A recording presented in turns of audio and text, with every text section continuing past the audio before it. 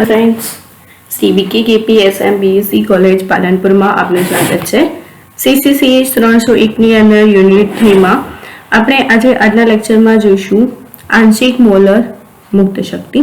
તો આંશિક મોલર મુક્ત શક્તિ વિશે વાત કરીએ તો આંશિક મોલર મુક્ત શક્તિની પહેલા તો જરૂર ક્યારે પડી તો કે થર્મોડાયનેમિક વિધેયો કે જેવા છે કે આંતરિક શક્તિ, એન્ટ્રોપી, એન્થાલ્પી, મહત્તમ કાર્ય વિધેય, મુક્ત શક્તિ, આ બધા જે વિધેયો છે આ બધા વિધેયોનો જે પ્રણાલીનો જથ્થો બદલાય એ રીતે એમના મૂલ્યો બદલાતા હોય છે। આ બધા જે વિધેયો છે એ પ્રણાલીના જથ્થા ઉપર આધાર રાખે છે। હવે સામાન્ય રીતે આપણે જોઈએ કે જે રાસાયણિક પ્રક્રિયાઓ હોય છે આ રાસાયણિક પ્રક્રિયાઓ શેના ઉપર આધાર રાખે છે તો કે તાપમાન અને દબાણ ઉપર। જેમ તાપમાન અને દબાણમાં ફેરફાર કરવામાં આવશે એમ રાસાયણિક પ્રક્રિયાઓમાં પણ ફેરફાર થાય છે। એટલે હવે આ બે જે વિધેયો છે આ બે વિધેયો પ્રણાલીના જથ્થામાં કોઈ ફરક પડે તો એના મૂલ્યો ઉપર કોઈ જ ફરક પડતો નથી, એટલે કે કોઈ ફેરફાર થતો નથી। આ પ્રણાલીના જથ્થાથી આ બંને જે વિધેયો છે એ એકદમ વિપરીત છે। હવે આ બધી જ રાસાયણિક પ્રક્રિયાઓ જે છે એ આપણે શું કરવું પડે છે કે આ રાસાયણિક પ્રક્રિયાઓ માટે તાપમાન અને દબાણની જરૂર પડે છે। હવે તાપમાન અને દબાણની જરૂર પડે તો એ વખતે આપણે આ વિધેયો જે બધા વિધેયો છે આંતરિક શક્તિ, એન્ટ્રોપી, એન્થાલ્પી આ બધા જે છે એની આપણને કોઈ ફરક પડતો નથી કે જો તાપમાન અને દબાણમાં જો ફેરફાર કરવામાં આવે તો એની એન્ટ્રોપી, એન્થાલ્પી કે એવામાં કોઈ ફરક પડતો નથી। એટલે શું કરવું પડે કે જો આપણે જથ્થો બદલીએ, જો પ્રણાલીનો જથ્થો બદલીએ તો જથ્થો બદલે એ વખતે ફક્ત આટલા જ બદલાશે, જે ઉપરના વિધેયો છે આ એટલા જ બદલાશે। પણ આ જે વિધેયો છે તાપમાન અને દબાણવાળા જે વિધેયો છે એ બદલાશે નહીં। હવે તાપમાન અને દબાણના સંદર્ભમાં આપણે જો રાસાયણિક પ્રક્રિયાઓનું મૂલ્ય શોધવું હોય તો શું કરવું પડે કે એ કોઈક નવા વિધેયની જરૂર પડશે। તો આ નવા વિધેયની જરૂર પડી તો એટલા માટે લુઈસ નામના વૈજ્ઞાનિકે આંશિક મોલર મુક્ત શક્તિનો ખ્યાલ આપ્યો। હવે જો બે અથવા વધારે ઘટકો ધરાવતી પ્રણાલીમાં ઘટકોની મોલની સંખ્યામાં જો ફેરફાર કરવામાં આવે એટલે કે જે પ્રણાલીનો જે જથ્થો છે આ જથ્થામાં જો ફેરફાર કરવામાં આવે તો એના વિધેયોના સમીકરણમાં થોડો ફેરફાર જરૂરી બને છે। એટલે આ જે ફેરફાર જરૂરી બને છે તો એ વખતે એમાં તાપમાન, દબાણ કે પછી એન્ટ્રોપી, એન્થાલ્પી આ બધા વિધેયો કામ આવતા નથી। એટલા માટે લુઈસ નામના વૈજ્ઞાનિકે એક બીજો વિધેય આપ્યો આંશિક મોલર રાશિ અને એને રાસાયણિક પોટેન્શિયલ કહે છે। તો રાસાયણિક પોટેન્શિયલ વિશે વાત કરીએ આગળ તો કે જોઈએ કે કઈ રીતે રાસાયણિક પોટેન્શિયલ આપણે શોધી શકીએ। તો પહેલા આવી પરિસ્થિતિમાં મુક્ત શક્તિ માટે ફક્ત તાપમાન અને દબાણ ઉપર આધારિત ન રહેતા શેના ઉપર આધારિત રહેશે કે ઘટકોની મોલની સંખ્યા પર પણ એ આધાર રાખશે। તાપમાન અને દબાણ સિવાય એ મોલની સંખ્યા ઉપર પણ આધાર રાખશે। એટલા માટે આપણે જે મુક્ત શક્તિ છે આ મુક્ત શક્તિને આ સમીકરણથી દર્શાવી શકીએ કે G = F T/P N1 N2 up to Ni, એટલે કે જે આ તાપમાન, દબાણ અને આ જે મોલની સંખ્યા ઉપર આધાર રાખે છે। G = F બરાબર અચળાંક છે તો N1 + N2 + up to Ni = N, કુલ મોલની સંખ્યા આપણે N લઈ લઈએ તો અહીંયા આપણે એને N વડે દર્શાવીએ કે તો G = F T/P અને N, ઇક્વેશન નંબર 1 આપી દઈએ। હવે જો આપણે તાપમાન, દબાણ અને મોલની સંખ્યામાં થોડો ફેરફાર કરવામાં આવે તો શું થશે, અહીંયા મુક્ત શક્તિમાં પણ ફેરફાર થશે। તો એના માટે દર્શાવીએ કે dg = dg/dt તાપમાનના સંદર્ભમાં પહેલા વિકલન થશે, પહેલા તાપમાનના સંદર્ભમાં કરીએ, દબાણ અને એના મોલની સંખ્યા અચળ રાખીએ તો શું થશે। હવે પહેલા તો આ જે સમીકરણ છે આ સમીકરણની અંદર આપણે પહેલા તાપમાન, પછી દબાણ અને પછી વારાફરતી એના મોલની સંખ્યામાં ફેરફાર કરતા જઈએ એ રીતે આ સૂત્રમાં ફેરફાર થતો રહેશે। તો એ દર્શાવીએ કે dg = પહેલા તાપમાન લઈએ તો dg = dg/dt Pn × dt plus હવે દબાણ તો dg/dp Tn × dp plus dg/n1 dn1 TP હવે n1 અહીંથી નીકળી જશે કેમ કે n1 ની સાપેક્ષમાં વિકલન કર્યું છે એટલે n1 ના મોલમાં ફેરફાર કર્યો છે તો n1 નીકળી જશે એટલે આ ચોર શું રહેશે TPN2 અપ ટુ ni સુધી ઇન્ટુ dn1 પ્લસ એવી જ રીતે n2 માટે અપ ટુ એવી જ રીતે આપણે ni માટે પણ લખી શકીએ તો શું થશે dg upon dni અચળ રહેશે TPN1n2 up to ni minus 1 dni તો આખું સમીકરણ ફરીથી જોઈ લો કે dg is equal to dg upon dt pn into dt plus dg upon dp tn into dp plus dg upon dn1 tp n2 up to ni into dn1 plus dg upon dn2 tp n1 n3 up to ni into dn2 plus up to dg upon dni tp n1 n2 up to ni minus 1 into dni તો આ રીતે જ્યારે તાપમાન દબાણ અને મોલની સંખ્યામાં જ્યારે ફેરફાર કરવામાં આવે ત્યારે મુક્ત શક્તિમાં આ રીતે ફેરફાર થાય છે હવે અહીંયા જે dg upon dni જે એના મોલની સંખ્યામાં ફરક પડતો હતો એમાં જે વિકલન કરીએ તો dg upon dni TPN1 n2 up to જે છે એને આંશિક મોલર મુક્ત શક્તિ gi12 તરીકે ઓળખવામાં આવે છે તો dg upon dni is equal to શું થશે gi12 અહીંયા જે બધા લખાય છે એ જે અચળ હોય ને એને આપણે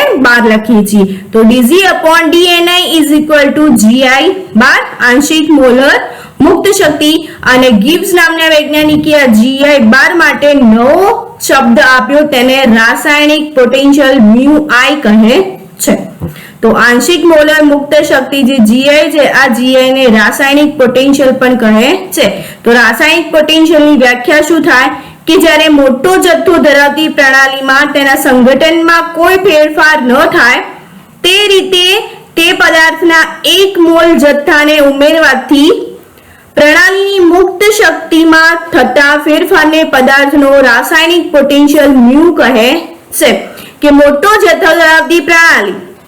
મોટો જથ્થો ધરાવતી પ્રણાલી હવે માની લો કે 100 ગ્રામ જેટલી કોઈ વસ્તુ છે હવે એની અંદર એના સંગઠનમાં એટલે કે એના જથ્થામાં કોઈ પ્રકારનો ફેરફાર ન થાય તે રીતે પદાર્થના 1 મોલ જથ્થાને ઉમેરવામાં આવે એટલે કે હવે માની લો કે 100 ગ્રામ જેટલો કોઈ પદાર્થ છે આ પદાર્થની અંદર આપણે હવે 1.1 ગ્રામ જેટલો પદાર્થ ઉમેરીએ તો એના જથ્થામાં કોઈ ફરક પડશે પેલું તો 100 ગ્રામ હતું અને એમાં 0.1 એટલે કોઈ જ પ્રકારનો ફરક પડતો નથી એટલે કોઈ ફેરફાર થશે નહીં તો એવી રીતે એના મોટો જથ્થો ધરાવતી પ્રણાલીમાં જો એનો 1 મોલ જેટલો જથ્થો ઉમેરવામાં આવે પણ કઈ રીતે કે એના સંગઠનમાં એટલે કે એના જથ્થામાં કોઈ ફેરફાર ન થાય એ રીતે એની અંદર 1 મોલ જથ્થો ઉમેરવામાં આવે તો એનાથી મુક્ત શક્તિમાં થતા ફેરફારને પદાર્થનો રાસાયણિક પોટેન્શિયલ કહે છે હવે આપણે જે ઉપર ઇક્વેશન નંબર 2 હતું આગળ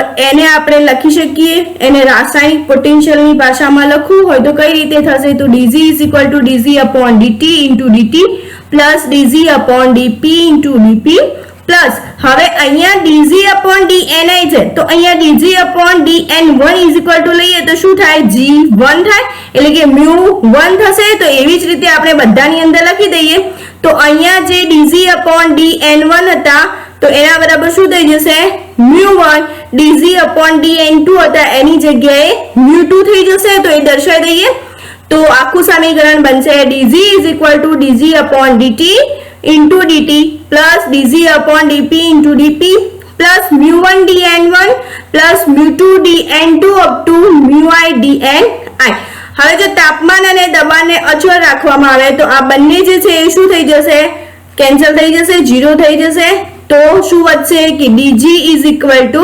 mu1 dn1 plus mu2 dn2 up to mu I dni equation number 5 આપી દઈએ હવે આ સમીકરણનું સંકલન કરીએ તો શું થશે dg માંથી g થઈ જશે અને dn1 નું n1 થઈ જશે તો g is equal to n1 mu1 plus n2 mu2 up to mu I ni તો આ રીતે આનું સંકલન વિકલન કરી શકાય છે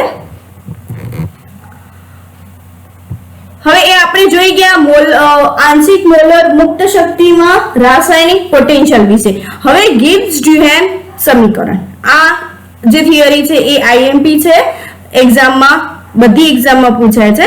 તો ગિબ્સ ડ્યુહેમ સમીકરણ. તો હવે આપણે આગળ જે તાપમાન અને જે સમીકરણ મળે તો તાપમાન અને દબાણને અચળ રાખી અને રાસાયણિક પોટેન્શિયલ માટેનું જે સૂત્ર હતું dg is equal to mu1 dn1 plus mu2 dn2 up to mu1 dni સુધીનું જે સૂત્ર હતું, હવે એની અંદર આપણે સંકલન કરીને જે સૂત્ર મેળવ્યું એ સંકલન કરીને સૂત્ર લખીએ કે g is equal to n1 mu1 plus n2 mu2 plus up to ni mu1. હવે આનું વિકલન કરીએ તો વિકલન શું થશે? આની અંદર બે પદ છે, એક છે n1 અને બીજું છે mu1. તો એનું સંકલન વિકલન શું થશે કે પહેલા પદનું વિકલન, બીજું પદ અચળ પ્લસ બીજું પદ પહેલું પદ અચળ, બીજા પદનું વિકલન, એવી રીતે આ બધાની અંદર થશે. તો એની અંદર કરીએ કે આ સમીકરણનું વિકલન કરતા dg is equal to પહેલા બીજું પદ અચળ અને પહેલા પદનું વિકલન કરીએ તો mu1 dn1 પ્લસ હવે બીજા પદનું વિકલન અને પહેલું પદ અચળ તો n1 d mu1. તો આખું શું થશે? ખાલી n1 mu1 નું વિકલન શું થશે? mu1 dn1 plus n1 d mu1.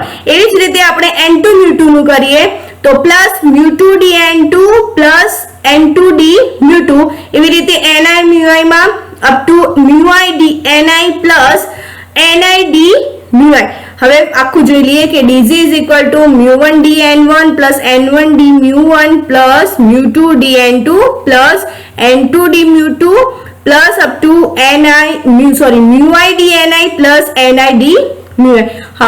હવે એક જેવા પદો જે છે એ અલગ અલગ કરી દઈએ તો dg is equal to mu1 dn1 plus mu2 dn2 up to mu dni plus n1 d mu1 plus n2 d mu2 plus ni d mu.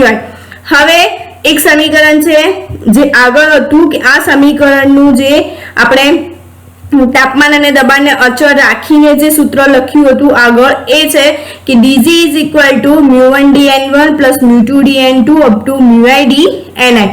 હવે જે સમીકરણ નંબર 2 અને 3 હતા બંનેને સરખાઈ દઈએ તો mu1 dn1 plus mu2 dn2 up to mu dni plus n1 d mu1 plus n2 d mu2 up to ni d mu I is equal to mu1 dn1 plus mu2 dn2 up to mu I dni. હવે આ બંનેની અંદરથી જો આ બાજુ છે mu1 dn1 થી mu I dni વાળું પદ અને આ બાજુ એ છે તો બંને કેન્સલ થઈ જશે. તો બંને કેન્સલ, શું વધશે અહીંયા n1 d mu1 plus n2 d mu2 up to ni d mu I is equal to 0. તો n1 d mu1 plus n2 d mu2 up to ni d mu I is equal to 0. હવે આ બધું જે છે એને આપણે સરવાળો છે તો એને સિગ્મામાં દર્શાવી શકીએ તો શું થશે? Sigma ni d mu I is equal to 0. આ બંને જે સમીકરણો છે આ બંને સમીકરણો ગિબ્સ ડ્યુહેમ સમીકરણો છે. હવે આ હતી કે I ઘટકો માટેની પ્રણાલી. આ પ્રણાલીની અંદર I ઘટકો હતા. હવે જો દ્વિઘટક એટલે કે બે ઘટકો માટેની પ્રણાલી હોય તો એના માટે સમીકરણ કયું બનશે? એના માટે ગિબ્સ ડ્યુહેમ સમીકરણ કયું બનશે?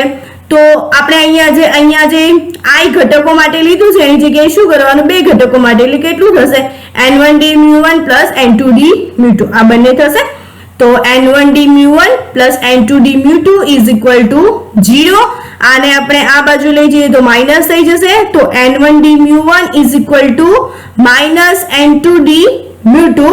હવે આમાંથી d mu1 ને સૂત્ર કરતા બનાવીએ તો n1 આ બાજુ જતા રહેશે નીચે ભાગાકારમાં તો d mu1 is equal to minus n2 upon n1 into d mu1. હવે આ સમીકરણ ઉપરથી આપણે શું કહી શકીએ કે જ્યારે એક ઘટકના રાસાયણિક પોટેન્શિયલમાં ફેરફાર થાય તો એ બીજા ઘટકના રાસાયણિક પોટેન્શિયલમાં અસર કરે છે, પણ કેવી અસર કરશે? વિરુદ્ધ કરશે. એટલે કે એક રાસાયણિક પોટેન્શિયલમાં એક ઘટકના રાસાયણિક પોટેન્શિયલમાં વધારો થાય તો બીજા રાસાયણિક પોટેન્શિયલના ઘટકમાં શું થશે? ઘટાડો થશે. કેમ? શું છે કે અહીંયા માઈનસ છે, વિરુદ્ધ છે એટલા માટે. તો આ સૂત્ર ઉપરથી આપણે કહી શકીએ કે એક ઘટકના રાસાયણિક પોટેન્શિયલમાં જો ફેરફાર થાય તો બીજા ઘટકના રાસાયણિક પોટેન્શિયલમાં પણ ફેરફાર થાય છે, પણ કેવો થાય છે? ઉલટો ફેરફાર થાય છે કે જો એક ઘટકનો રાસાયણિક પોટેન્શિયલ વધશે તો સામે બીજા ઘટકનો રાસાયણિક પોટેન્શિયલ ઘટશે. તો આપણે હવે આટલા સુધી રાખીએ છીએ. નેક્સ્ટ લેક્ચરની અંદર આપણે આગળની થિયરી લખીશું. Thank you. તમે એના પહેલા ક્વેશ્ચન નોટ કરી લો કે ઠાર બિંદુ અવનયન માટે દ્રાવ્ય પદાર્થનો અણુભાર શોધવાનું સૂત્ર લખો. ઠાર બિંદુ અવનયન માટે દ્રાવ્ય પદાર્થનો અણુભાર શોધવાનું સૂત્ર લખો. Thank you.